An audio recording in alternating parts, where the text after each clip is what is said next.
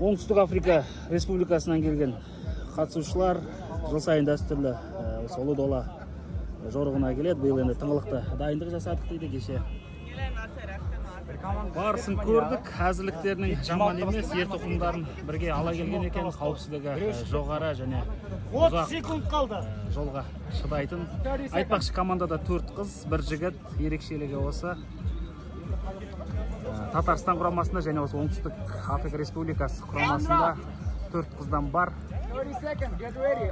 Және қыздар біз осы жорықтың тарихынан білеміз, кәдімгідей бәсекелестік тудыра алады, жақсы нәтижелер тіркеді. Оған дейін және сәттілік тілейміз.